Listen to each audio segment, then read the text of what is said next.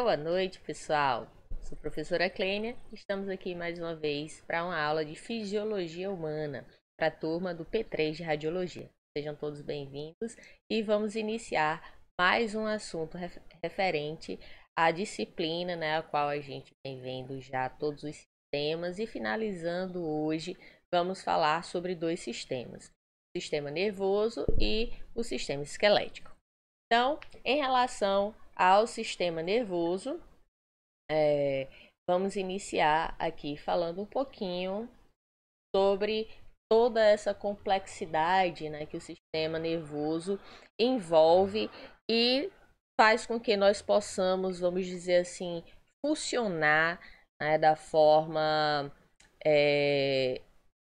tão perfeita, que nós temos no nosso dia a dia, nossas funções as quais realizamos sem ter que nos preocupar com, por exemplo, o batimento cardíaco, movimentos peristálticos do nosso sistema digestório, a filtragem do nosso sangue nos nossos rins para a produção da nossa urina, entre tantos outros processos aos quais funcionam sem termos que estar pensando, Então, a complexidade do nosso corpo que envolve os sistemas com atuações de impulsos elétricos, de informações químicas, como a relação do sistema nervoso e sistema endócrino que a gente viu na aula passada, vai fazer com que a gente consiga realizar as nossas funções do nosso dia a dia, podemos dizer assim. Então, nosso sistema nervoso, ele é o sistema que permite que o nosso corpo receba informações do exterior e do meio interno, Então, quando a gente, por exemplo, recebe uma rajada de vento e a gente consegue perceber aquele vento, sentir se ele está frio, se ele está quente. Então, processos internos também, tudo isso está relacionado a informações que o nosso sistema nervoso consegue perceber. Então, que o corpo recebe essa informação, que a processe e elabore uma resposta que será enviada para o órgão competente para a execução daquela informação a qual surgiu. Então, o sistema nervoso ele consta de duas partes: sistema nervoso central, que a gente pode identificar aqui na imagem com o número 2, a questão da região do encéfalo, que ele vai estar protegido pelo crânio, aqui nosso osso, que é uma caixa que a gente chama de caixa craniana, porque ela vai ser uma região que vai servir de proteção para o nosso encéfalo, para evitar ali questão de choques mecânicos, por exemplo. E a medula espinhal, que é protegida pela coluna vertebral, onde a gente vê aqui, tá? O número 3, e em detalhe aqui, passando por dentro, da nossa coluna espinhal.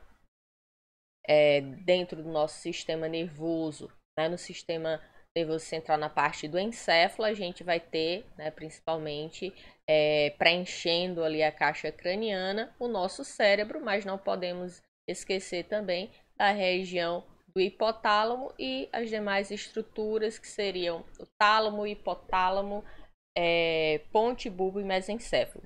Então, gente, eu acho que eu falei errado aqui, é cerebelo, tá? Eu acho que eu falei hipotálamo. Então, essa região aqui, que num corte, se a gente estivesse visualizando ele lembra muito uma árvore. Então, dentro do sistema nervoso, nós temos subdivisões, como o sistema nervoso periférico, que se divide em somático e autônomo. Sistema nervoso periférico somático, ou podemos chamar apenas de sistema nervoso somático, ele permite que façamos movimentos voluntários que levam informações do sistema nervoso central aos músculos estriados esqueléticos. São aqueles que vão ser responsáveis, por exemplo, por fazer com que a gente possa nos movimentar, andar, mover nossos braços e assim por diante. Já o sistema nervoso periférico autônomo ou sistema nervoso autônomo, ele vai ser aquele que é involuntário, ou podemos chamar também de visceral.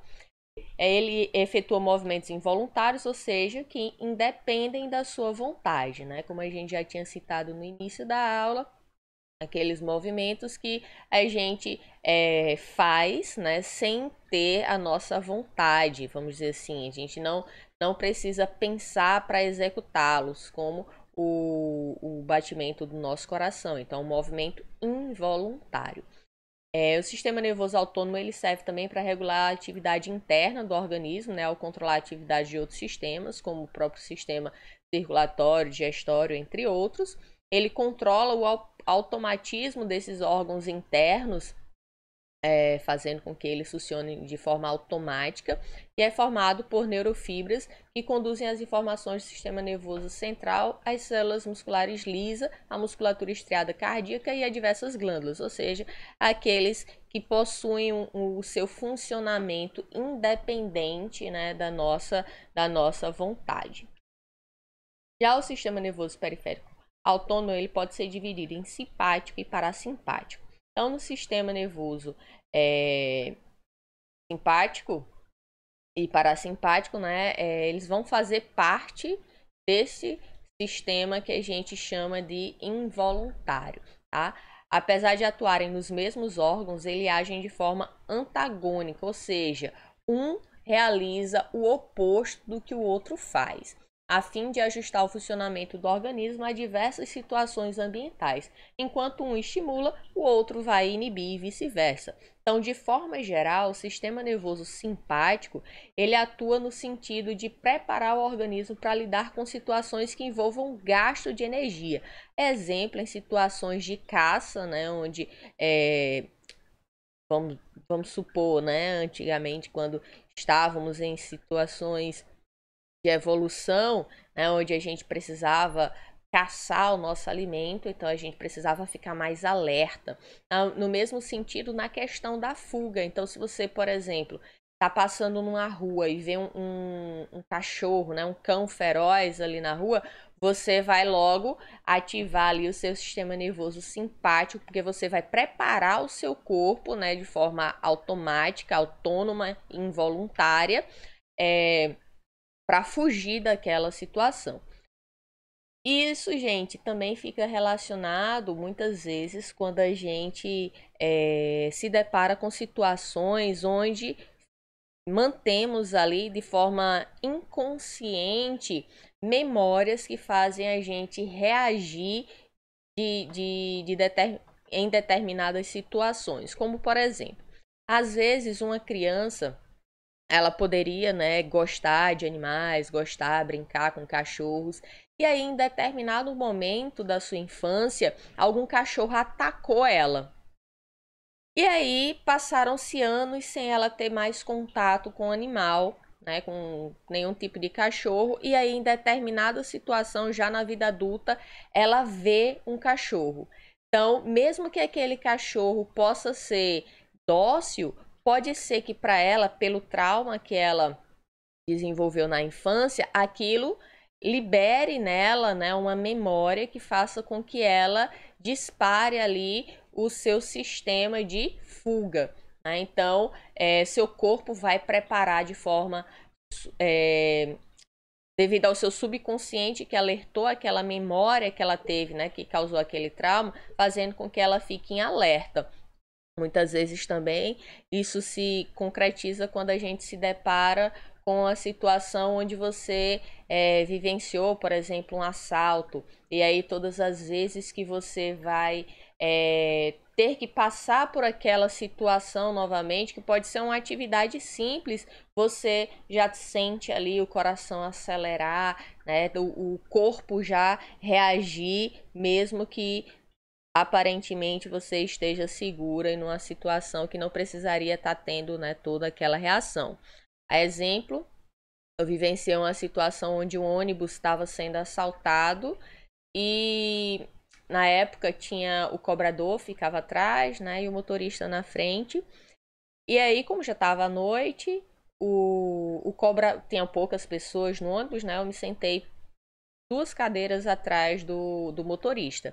E aí o cobrador ele levantou e veio em direção ao motorista, né? Então eu só vi quando ele já estava ali falando com o motorista. E aí ele falou para o motorista que o ônibus estava sendo assaltado.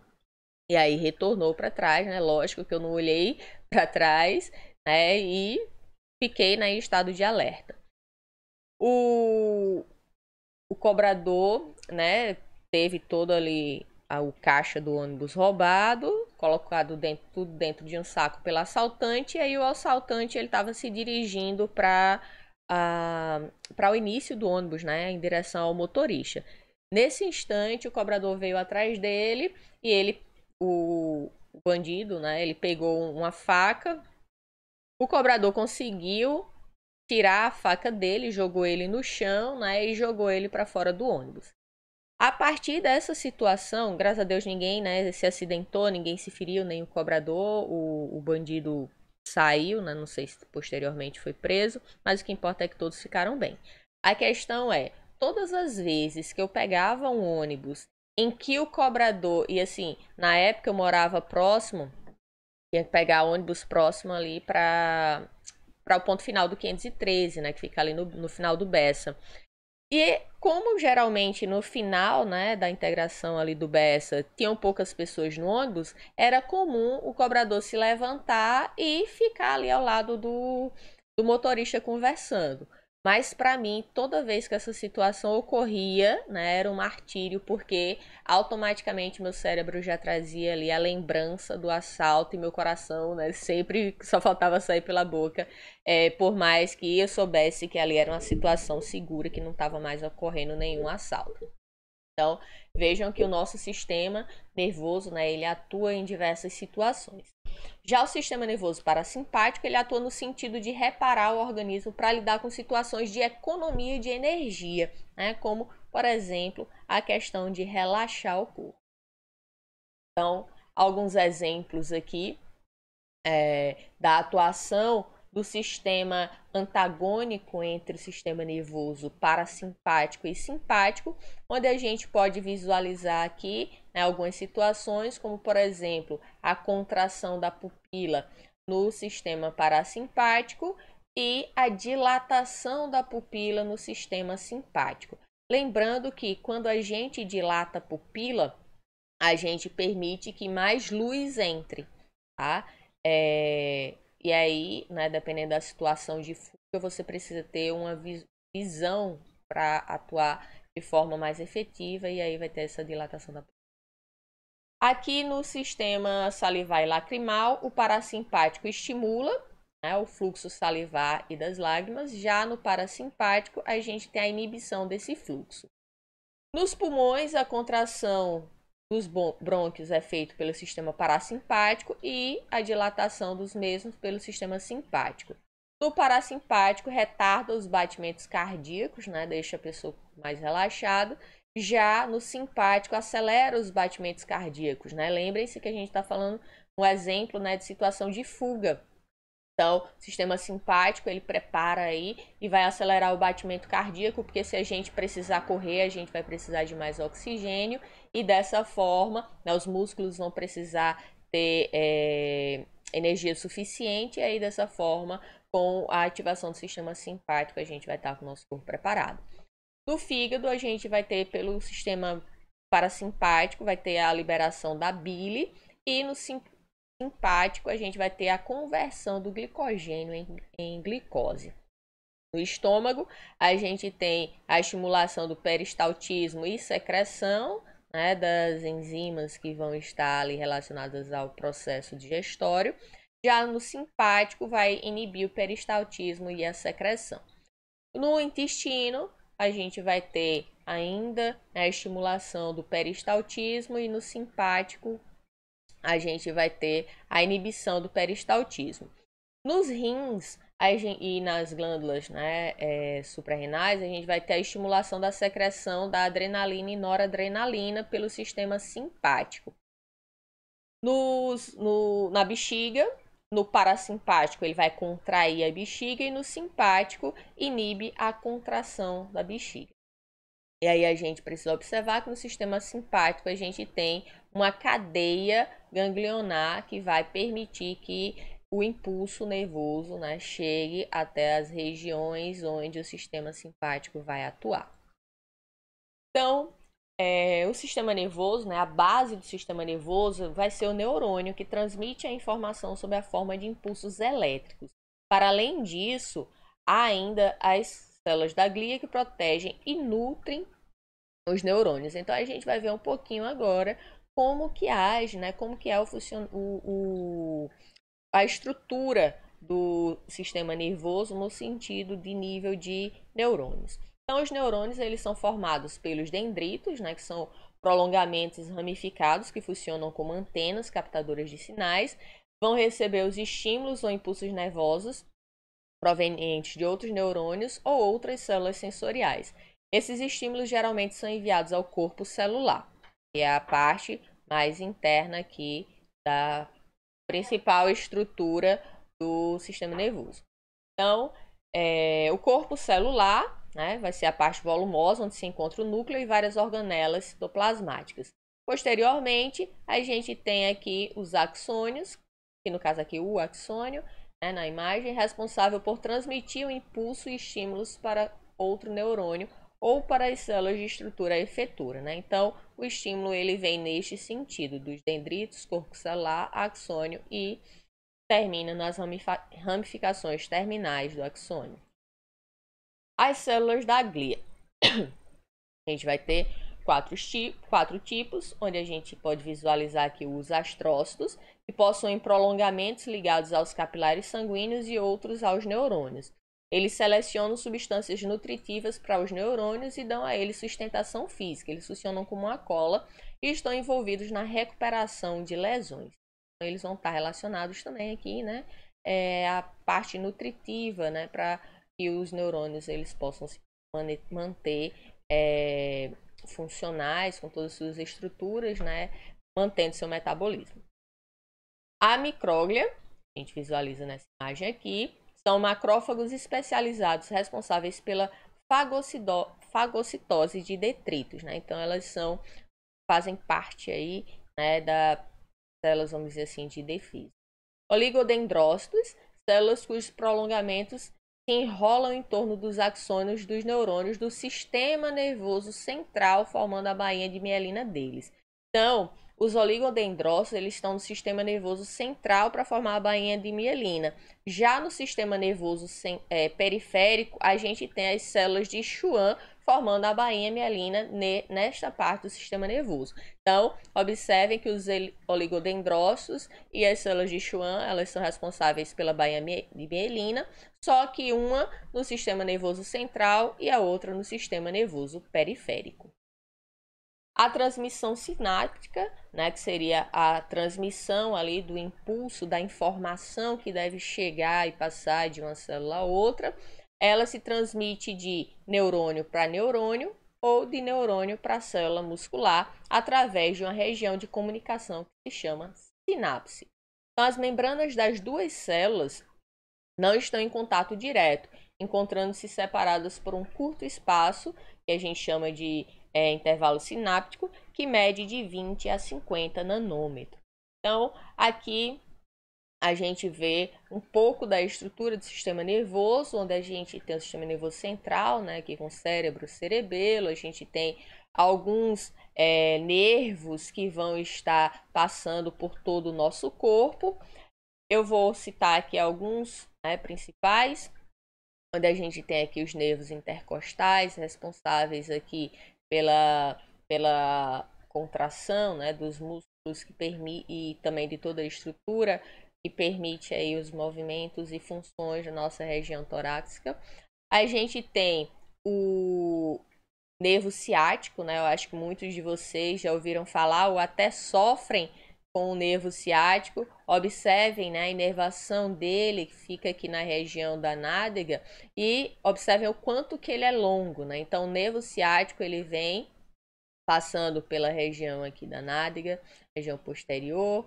A gente tem passando pela coxa, por isso que quem sofre com dores do nervo ciático, a gente sente, eu falo a gente porque eu tenho também essa dor, a gente sente uma dor puxando, né, por trás da perna, passando por trás do joelho e vai levando até dependendo da situação, né, do nível de inflamação que a pessoa tenha, até a região dos pés. Então, também a gente vai ter aqui, ó, nervo ciático poplíteo lateral, onde a gente vai ter a inervação continuada aqui do nervo ciático.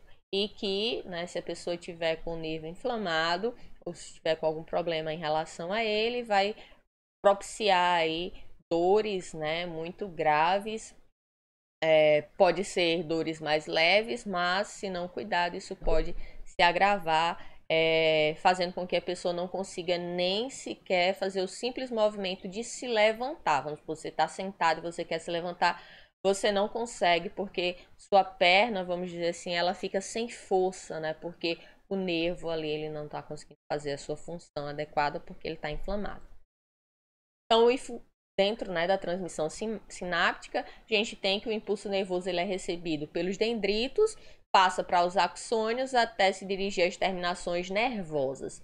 E aí a gente encontra, né, aqui nessa imagem que seria essa parte final das terminações nervosas. Então, nestas encontram-se as vesículas sinápticas, como a gente pode visualizar aqui na imagem, né, que se abre no lado pré-sináptico e lançam no intervalo sináptico o conteúdo dos neurotransmissores, né, que são os neurotransmissores. Então, nessas vesículas, elas vão ter componentes químicos, que são justamente os neurotransmissores, que vão se dirigir através dessas vesículas, passando por este espaço da fenda sináptica, né? Então, observem que não existe contato entre vamos dizer assim, um neurônio anterior e vamos supor, a musculatura ou um neurônio posterior, onde estaria recebendo esta informação. Então, a gente vai ter a membrana pós-sináptica, onde vai ter pontos específicos que são chamados de receptores dos mediadores, aonde a gente vai ter a informação que está sendo enviado, os neurotransmissores que vão estar sendo enviados e se ligando a esses mediadores para que a informação passe adiante.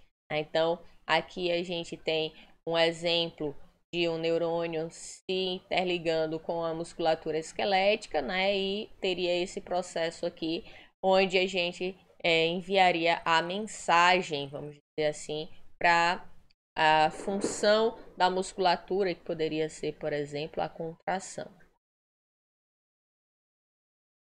Então, o encéfalo, né, e a medula espinhal, eles estão envolvidos pelas meninges, tá? Então, a gente vai falar agora sobre as meninges, que são, vamos dizer assim, estruturas que vão estar recobrindo essa região do sistema nervoso central e vai ficar ligado, vai ficar entre a caixa craniana e o cérebro, ajudando aí nessa proteção, não apenas na proteção mecânica, mas também na proteção contra possíveis infecções causadas por micro-organismos.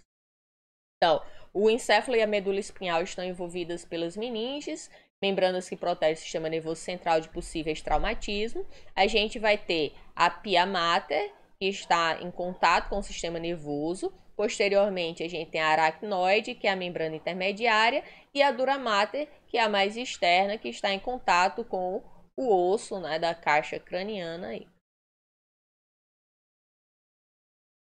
Os impulsos nervosos, a gente tem que ele é originado quando o estímulo da membrana do dendrito promove a abertura local dos canais de sódio, que permite a entrada desse íon em grande quantidade, despolarizando a membrana naquele local. E aí a gente tem este processo aqui, onde vemos um axônio em repouso, onde ele vai ter a recepção do impulso, e este é o sentido da propagação do impulso.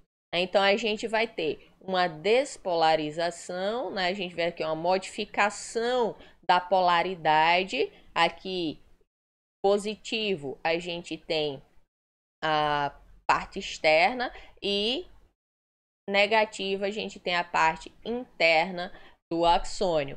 E aí, com o impulso nervoso sendo propagado, a gente tem a modificação. Observem que à medida que o impulso nervoso vai passando, né, vai tendo a mudança de polaridade. E quando ele passa, ele volta ao estado normal.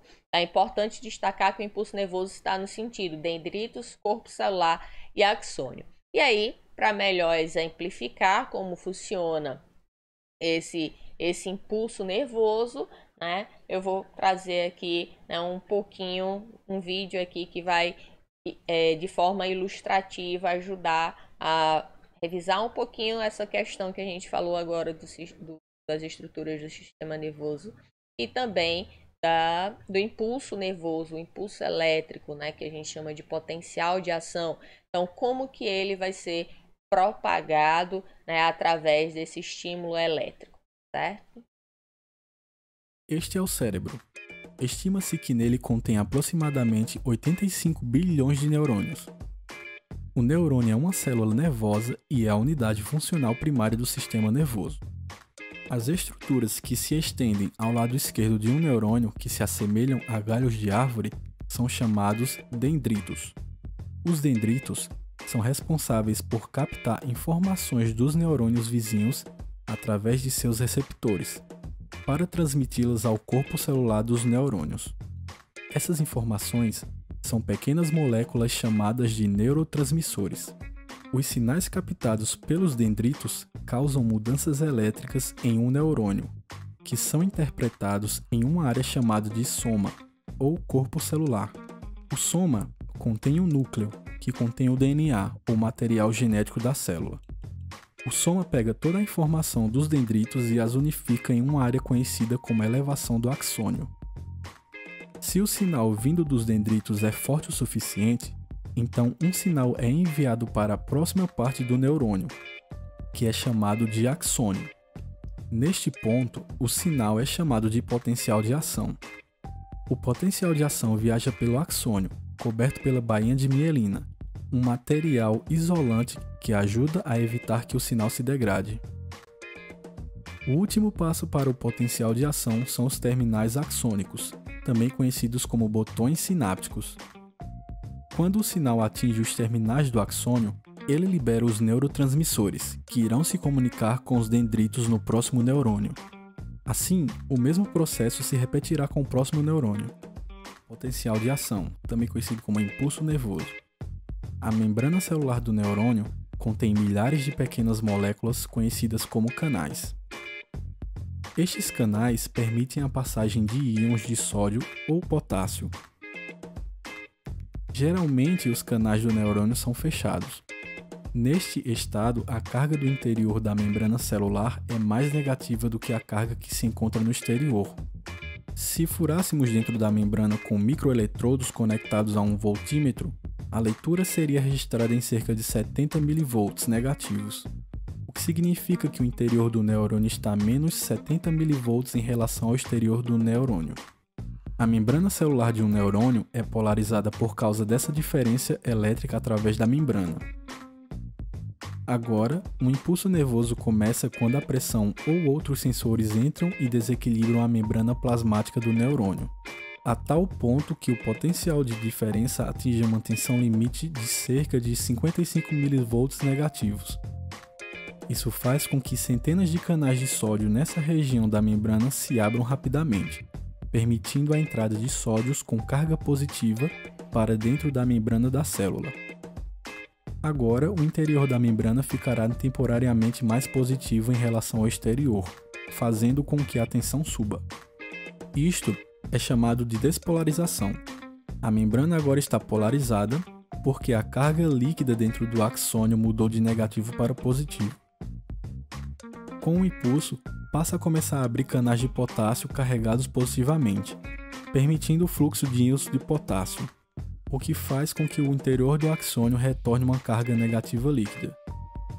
Neste ponto, a voltagem irá cair e a membrana ficará repolarizada, pois tem agora em seu interior cargas negativas e no exterior cargas positivas.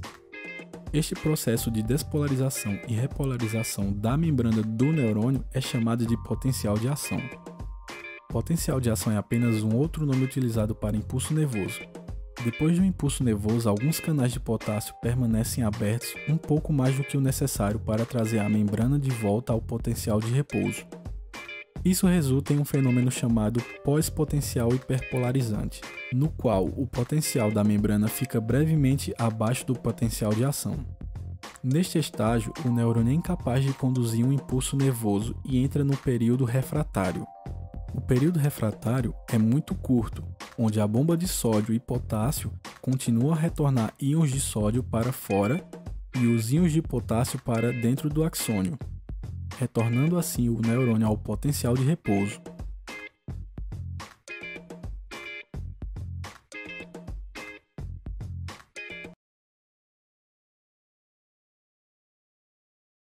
Então, gente, agora vamos dar continuidade com Este é o cérebro.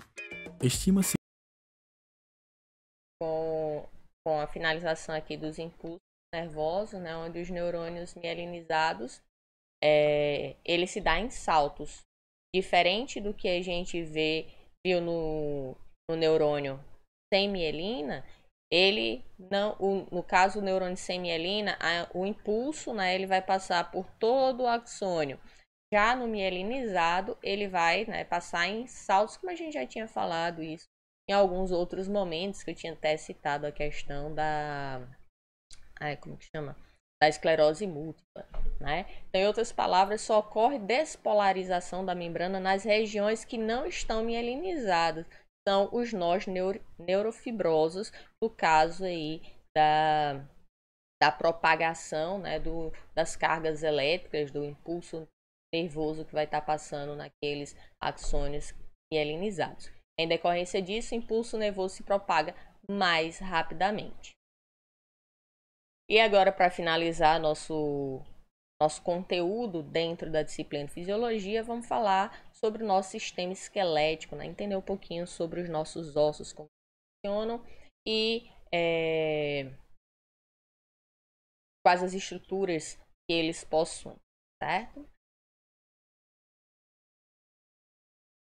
Então, né, nosso sistema esquelético ele é composto de ossos e cartilagens, que nos permite ter nossa estrutura, vamos dizer assim, né, nossa movimentação junto com os músculos, fazendo com que haja contração, relaxamento, e com isso a gente possa nos locomover, entre outras funções que a gente vai ver, né, daqui a pouco. Então, a composição antes de falar um pouco da composição e estrutura dos ossos, né, vamos falar um pouco do conceito de ossos.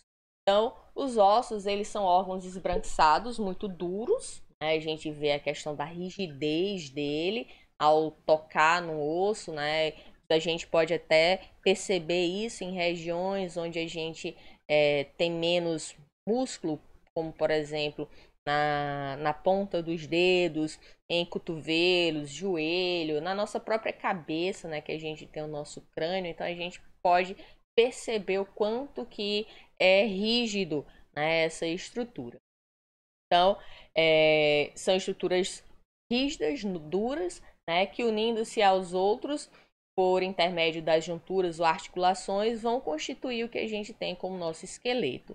É uma forma especializada de tecido conjuntivo, cuja principal característica é a mineralização, ou seja, usa o cálcio, né, de sua matriz óssea, formado por fibras colágenas e proteoglicanas. O osso é um tecido vivo, complexo e dinâmico, uma forma sólida de tecido conjuntivo altamente especializada que forma a maior parte do esqueleto e é o principal tecido de apoio do corpo. O tecido ósseo participa de um conjunto de processos de remodelamento dinâmico, produzindo o osso novo e degradando o osso velho, né? Esse processo ele vai sendo realizado durante a nossa vida, e quando estamos no processo de senescência, estamos, né, com idade mais avançada, quando a gente está envelhecendo, a gente vai ter um processo mais acelerado da degradação desse osso. Aí algumas doenças vão poder agravar essa essa descalcificação, que vai fazer com que esse osso ele não tenha mais a rigidez de outrora. Então, o osso é formado por vários tecidos diferentes, né? Como a gente vê aqui, o tecido ósseo, cartilaginoso, o tecido conjuntivo denso, epitelial, adiposo, nervoso e vários tecidos formadores do sangue. Quanto à irrigação do sangue, não, desculpa. Quanto à irrigação do osso, temos os canais de Volkmann, que vocês podem visualizar aqui na imagem, tá? Então, e os canais de Havers, que a gente tem aqui, né, no sistema de Havers. E o canal de Havers está aqui. Então, o tecido ósseo não apresenta vasos linfáticos, apenas o tecido periósteo da drenagem linfática. Os canais de Havers são uma série de tubos em torno de estreitos canais formados por lamelas concêntricas de fibras colágenas. Esta região é denominada osso compacto ou diáfase, que a gente vai ver um pouquinho mais para frente. Então, vasos sanguíneos e células nervosas em todo o osso comunicam-se por osteócitos, que emitem expansões citoplasmáticas que compõem em contato os osteócitos com o outro. Também é formado, além do osteócitos, né, tem a questão das lacunas, são espaços dentro da matriz óssea densa que contém células ósseas, e este arranjo original é propício ao depósito de sal mineral, o que dá resistência ao tecido ósseo. Deve-se ainda ressaltar que esses canais percorrem o osso no sentido longitudinal, levando dentro de sua luz vaso sanguíneo e nervos que são responsáveis pela nutrição do tecido ósseo. Ele faz com que os vasos sanguíneos passem pelo tecido ósseo, como a gente pode visualizar aqui na imagem. Já os canais de Volkmann são canais microscópicos encontrados no osso compacto, são perpendiculares aos canais de Havers, a gente visualiza aqui na imagem, e são dos componentes do sistema Haversiano. Então, os canais de Volkmann também podem transportar pequenas artérias em todo o osso. Os canais de Volkmann não apresentam lamelas concêntricas. No interior da matriz óssea existe espaços chamados lacunas que contêm células ósseas chamadas osteócitos. Cada osteócito possui prolongamentos chamados canalículos que se estendem a partir das lacunas e se unem aos canalículos das lacunas vizinhas, formando assim uma rede de canalículos e lacunas em toda a massa de tecido mineralizado. Porque precisamos lembrar, né, que o tecido ósseo, né, o osso em si, ele é rígido. Então, a gente tem, né, formando aí o sistema esquelético, além da questão do osso, a gente viu que temos a cartilagem, né? E a cartilagem é uma forma elástica de tecido conectivo semirrígido, onde forma parte dos esqueletos nas quais ocorre o movimento. Graças à cartilagem que a gente consegue se movimentar, pois ela ajuda ali na questão da diminuição do atrito. A cartilagem não possui suprimento sanguíneo próprio, consequentemente, suas células obtêm oxigênio e nutrientes por difusão de longo alcance.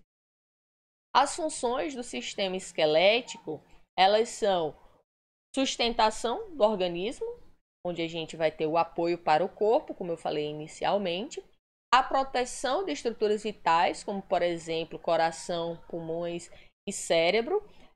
Exemplo do coração e os pulmões, né? A gente tem a região da caixa torácica, onde temos a coluna vertebral e os ossos da costela, junto com o externo, onde vai servir ali, né, por isso o nome caixa torácica, ele vai servir como uma proteção, onde os principais órgãos vão estar protegidos ali através da estrutura óssea. Ele também tem a função de base mecânica para o movimento, permitindo a locomoção do corpo, né, os nossos movimentos de forma geral. Armazenamento de sais, como por exemplo o cálcio, que vai ajudar na questão da mineralização, onde vai manter a rigidez, e também, né, na retirada de cálcio em algumas situações para outras funções do nosso organismo. E também temos uma função hematopoética, onde temos o suprimento contínuo de células sanguíneas novas que vão estar sendo produzidas através da medula óssea. E aí a gente tem a estrutura dos ossos longos, né, onde a disposição dos tecidos ósseos compacto e esponjoso em um osso longo é responsável por sua resistência. Os ossos longos contêm locais de crescimento e remodelação e estruturas associadas às articulações, como a gente visualiza aqui e a gente, né, bem viu lá em anatomia. Então, as partes de um osso longo são as seguintes. A gente vai ter a região da diáfase, epífase e metáfase.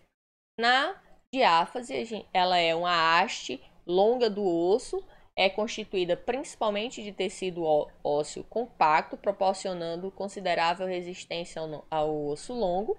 A gente vai ter a epífise, onde temos extremidades alargadas de um osso longo. A epífise de um osso o articula ou une a um segundo osso em uma articulação, como a gente visualiza aqui, né, as extremidades.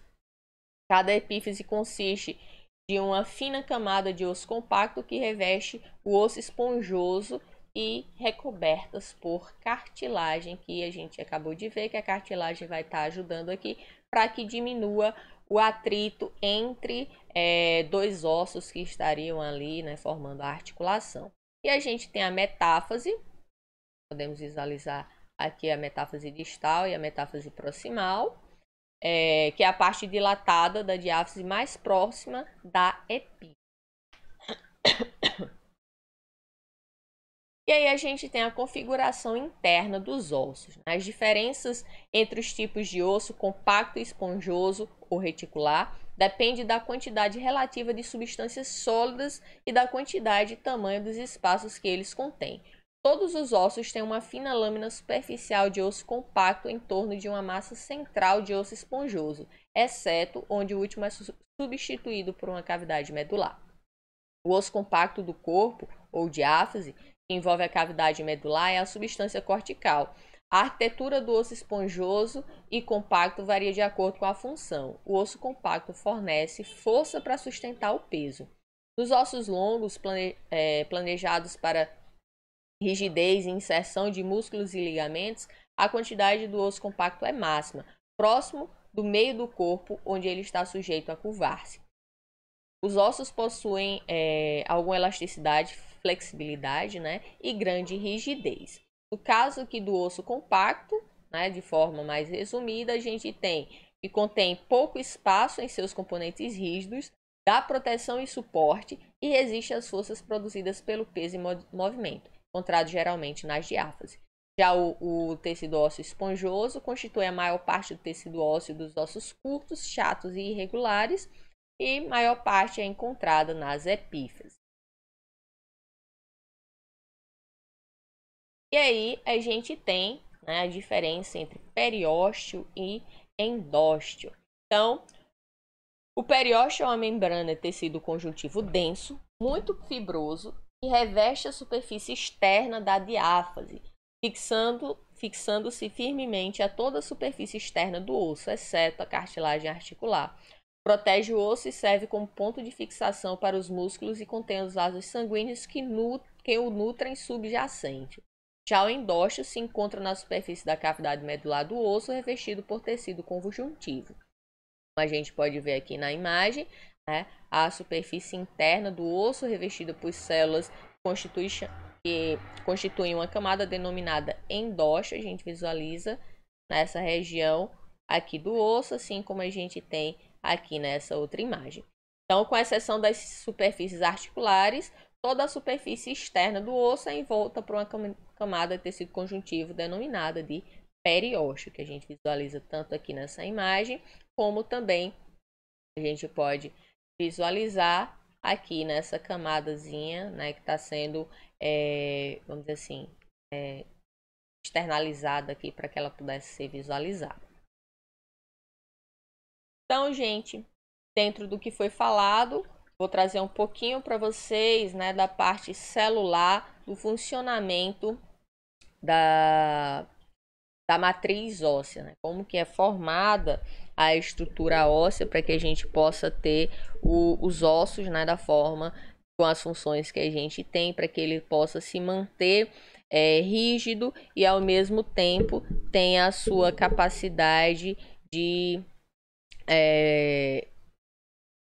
fazer e desfazer osso, vamos dizer assim, né? Quando, por exemplo, a gente tem uma fratura e aí a gente vai ter a regeneração desse osso, né? Onde ele vai cicatrizar e vai poder manter a sua estrutura ali esquelética de sustentação e movimentação.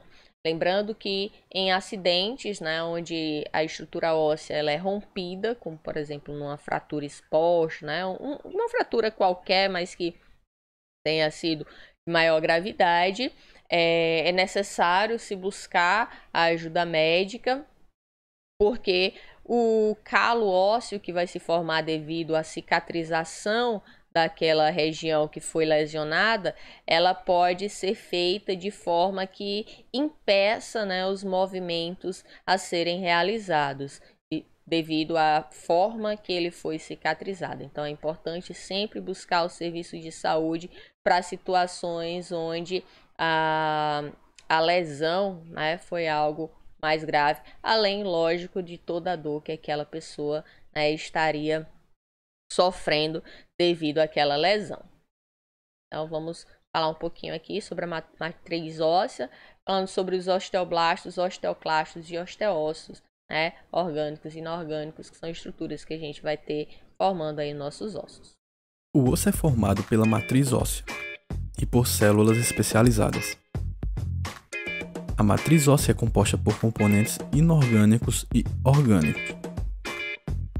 Para os elementos inorgânicos temos o fosfato, cálcio, bicarbonato, magnésio, potássio, citrato e sódio, constituindo 65% do peso seco do osso. O fosfato e o cálcio são mais abundantes que os demais elementos inorgânicos. Ao se unirem, formam os cristais de hidroxiapatita, deixando o osso em sua forma rígida.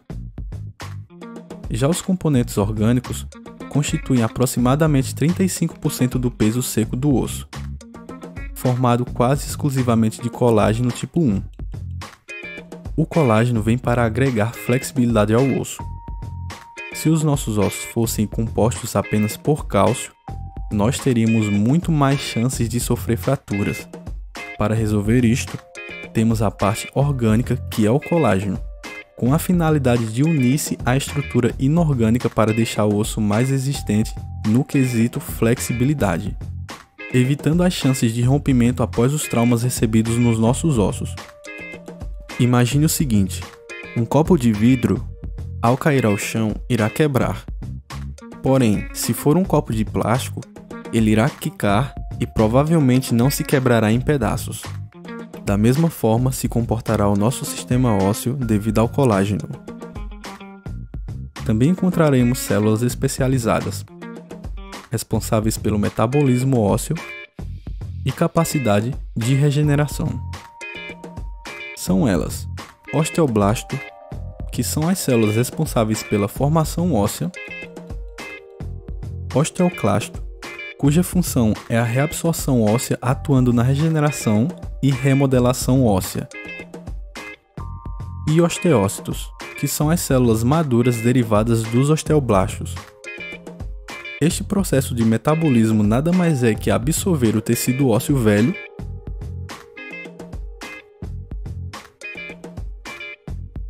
e recompor com tecido ósseo novo.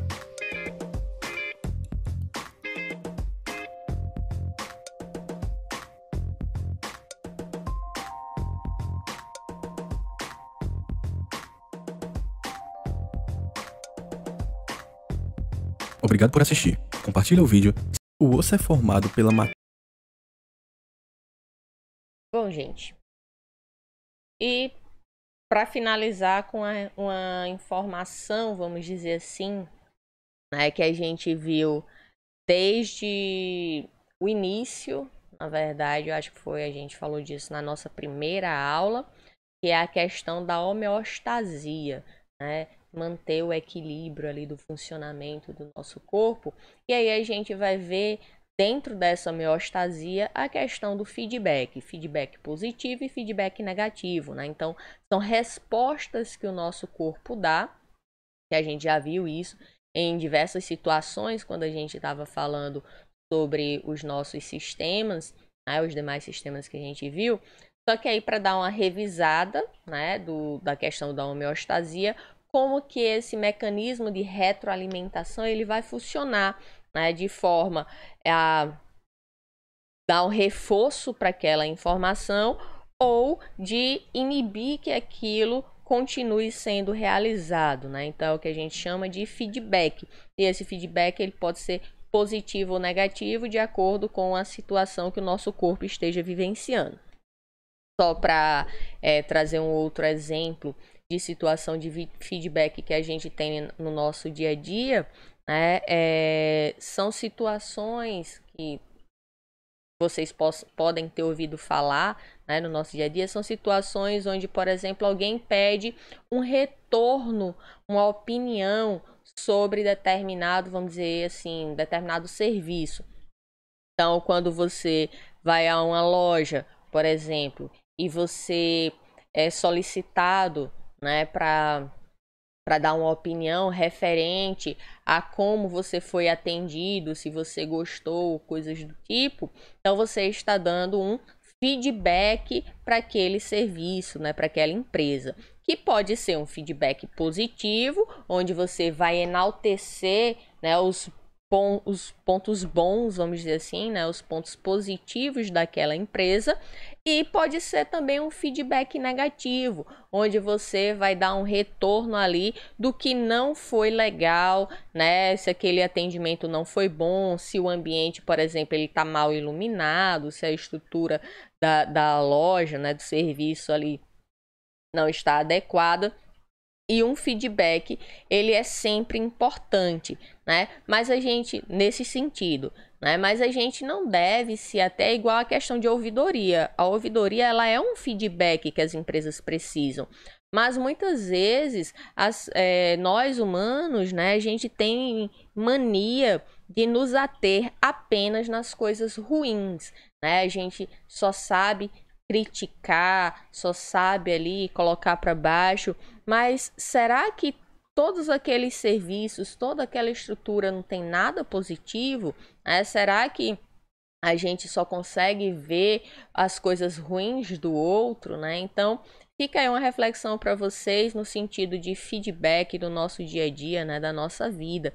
É importante que a gente possa dar um feedback positivo também, por mais que existam pontos negativos que estão ocorrendo ali em determinadas situações, momento, mas é importante que aquela empresa, né, aquela pessoa, ela também tenha um feedback positivo, né, alguma coisa positiva que faça ela querer repensar os pontos negativos e acabe, né, tendo força para reforçar os pontos positivos e melhorar o que estava de negativo ali.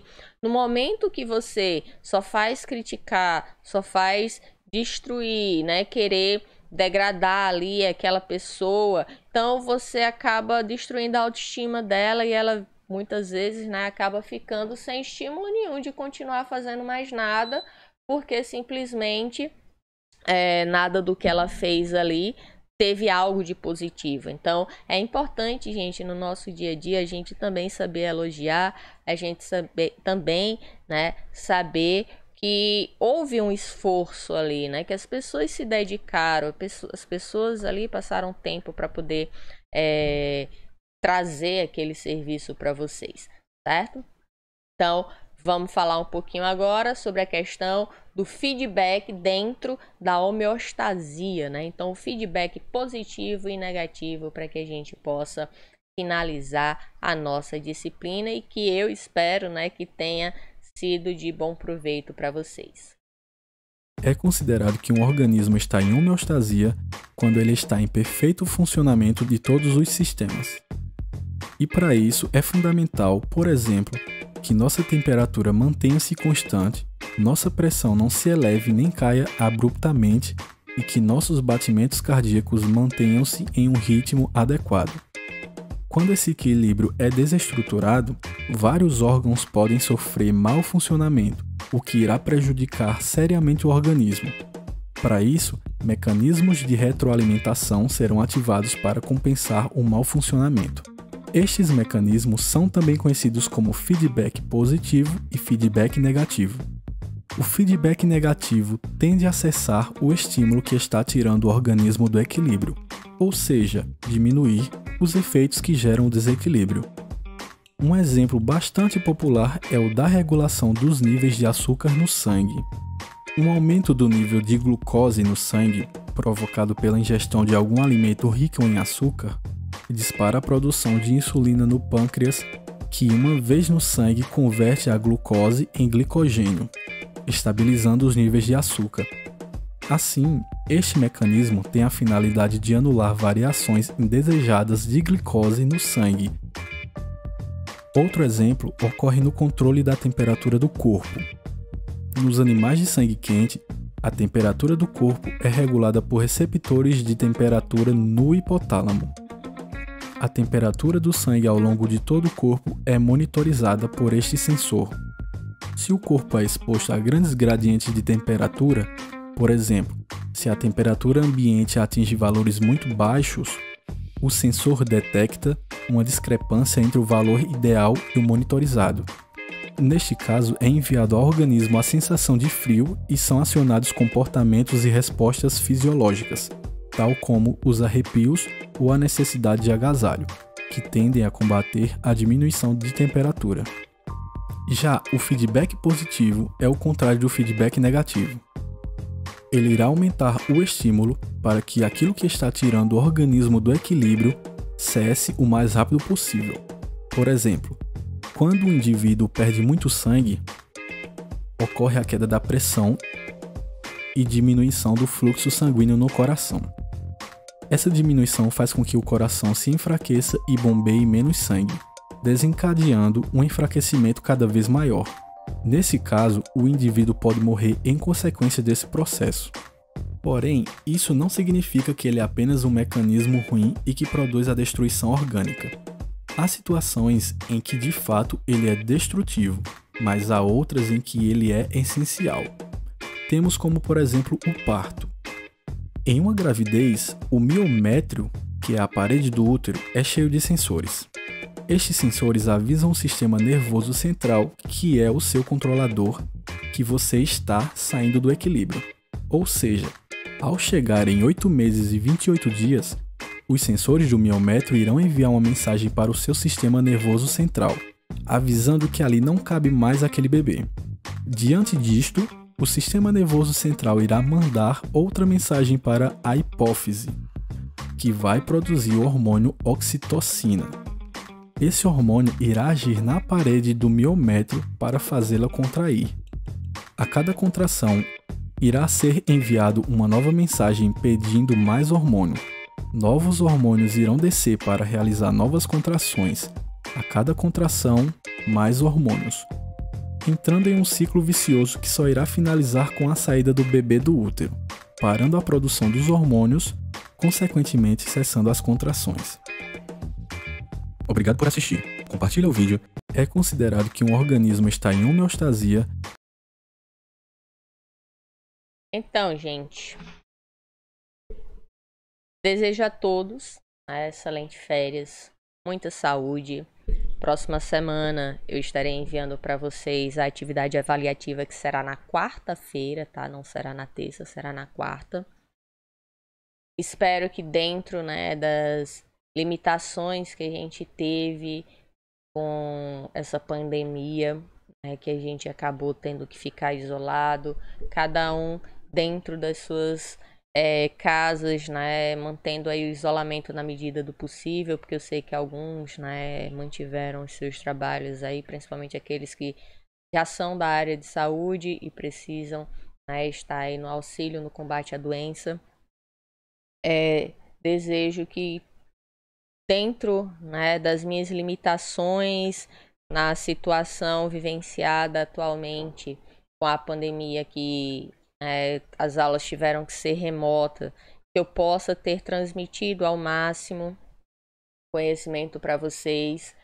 Eu nunca tinha, dado aula virtual, muito menos feito qualquer vídeo para o YouTube, né, ou Instagram também, mas que espero que tenha dado certo, vocês possam ter podido absorver ao máximo possível o conhecimento. Nós encerramos um ciclo onde estive, né, em contato com a maioria de vocês no primeiro período com a disciplina de biologia básica, no segundo período com anatomia e agora com fisiologia, né? Então vocês vão estar guardadinhos aqui no cantinho especial do meu coração, né? Estarei disponível para vocês, né, dentro das atividades do NUP. Sempre estarei disponível também para esclarecer dúvidas para vocês, que vocês possam estar, né, aproveitando ao máximo que o curso de vocês vai poder proporcionar, né, dentro desses semestres, desses 3 semestres que ainda falta para que vocês possam se formar. Espero que vocês possam futuramente ser excelentes profissionais, mas que enquanto vocês estiverem na graduação, que vocês aproveitem ao máximo as oportunidades que são oferecidas para vocês, né, de participação em atividades, em eventos, que vocês possam realmente engrandecer o currículo de vocês, construir trabalhos científicos, né, que vocês possam cada vez estar mais capacitados para quando chegarem ao mercado de trabalho, vocês estejam prontos. E que futuramente, quando vocês se formarem, vocês nunca deixem de se atualizar, né? Vocês nunca deixem de querer aprender, porque conhecimento é algo que ninguém nunca vai tirar de vocês e vai ser assim que vocês vão poder se tornar cada vez mais profissionais capacitados e humanos melhores, né? Então, não adianta também você ter só conhecimento, mas que você não tenha o seu lado humano colocado em prática e que vocês possam trabalhar sempre com essa questão da empatia, da humanidade, né, da humanização dentro não apenas do serviço de saúde, mas na vida de vocês. Então, meninos, espero que vocês fiquem com Deus, aproveitem bastante aí as férias de vocês e o TED, né, o Tedinho deixa aí o tchau para vocês. E nos encontramos posteriormente nas outras atividades que a gente venha a ter futuramente, tá bom? Então, mantenham-se seguros, mantenham todos os usos, né, da biossegurança neste momento, né, com a lavagem das mãos, o uso de máscara, né, atividades que hoje, né, se tornaram mais importantes, porque sempre foi crucial, né, mas que hoje se torna mais importante no nosso dia a dia. Então, que vocês fiquem na paz, Deus proteja todos vocês e a gente se vê. Tchau, tchau e até semana que vem em nossa atividade. Beijos e